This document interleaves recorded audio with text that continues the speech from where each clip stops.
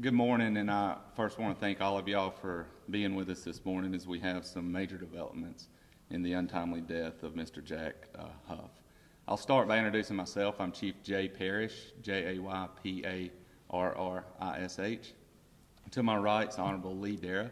He's the Hall County District Attorney, and Honorable Sheriff Gerald Couch from the Hall County Sheriff's Office. We also have with us Mr. Brian Lackey, the City Manager for the City of Gainesville, and our Mayor Danny Dunnigan, standing with me. I'll begin with the details as they started on Thursday night. As you know, around 7:45 p.m., Mr. Hough and his wife went to the CVS on Park Hill Drive. Mrs. Hough went inside the pharmacy to get a prescription. At that time, Mr. Hough remained in the vehicle.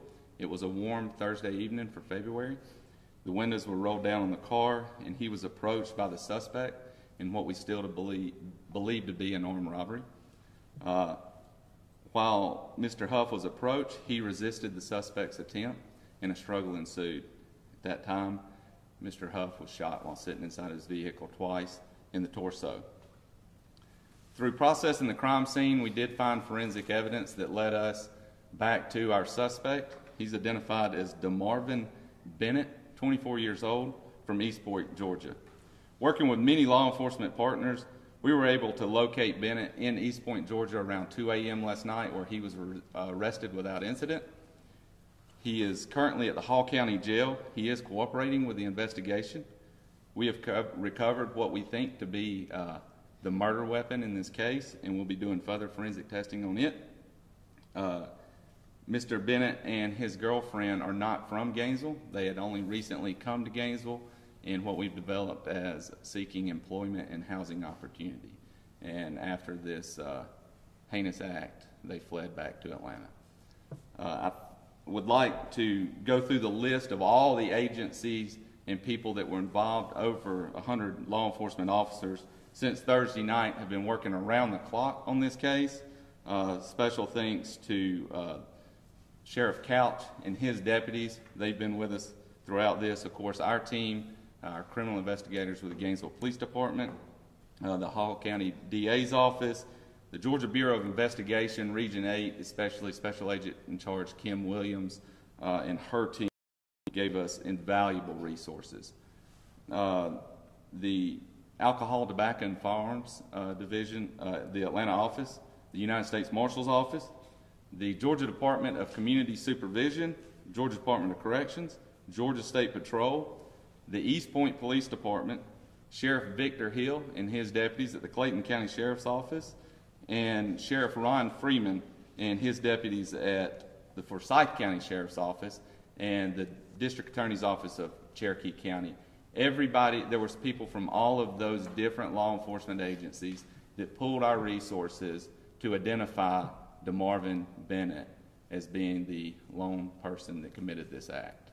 I think I've given you all the details that I can give you as they relate the facts. I will take questions, but if it's detail-oriented, I'm not sure that there's anything else I can add at this time because it's still a very active investigation.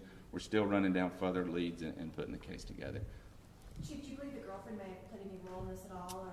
No, we don't. We believe that DeMarvin acted alone and don't think that she played any role. Did he have any prior history of violent crimes like this, violent crimes? I'm not sure. I do know that he has a criminal history, but I haven't read it myself, so I don't know what it is. But he has been arrested before in the state of Georgia, never in Hall County, but he has been arrested before, and I'm not sure what those crimes are.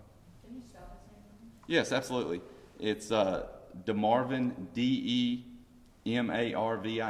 DeMarvin, and last name Bennett, B-E-N-N-E-T-T. He's 24 years old.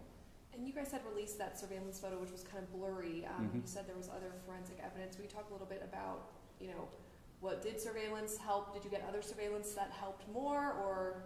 No, it was forensic evidence that he left behind at the scene.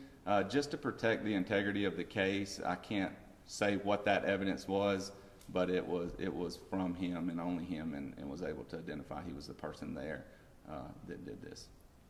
Chief, you might have mentioned this, and I apologize if I missed it. Is he back here in custody with you? Yes, ma'am. So we brought him back after his arrest in East Point. We brought him back to Hall County, and he's currently housed at the Hall County Jail. So you're going to be able to release that?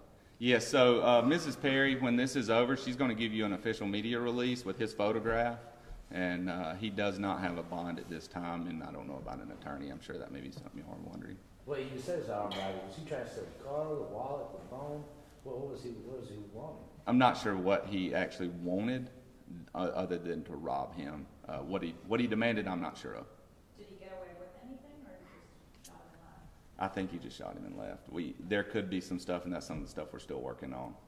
And have you spoken with the family? What was your reaction when you told them there was an arrest?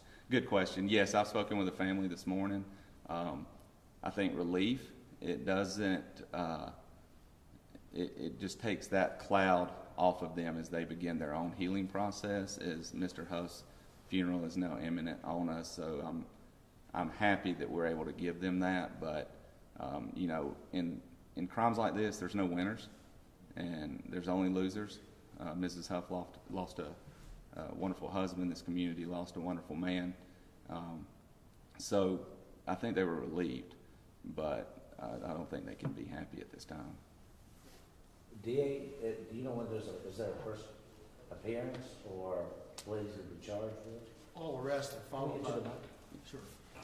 All arrests are followed by first appearances, and he will have one soon, so he can be notified of the charges against him.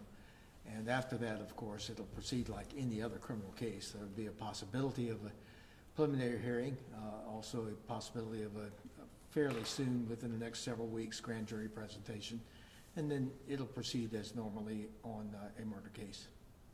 Do you know what he's going to be charged with?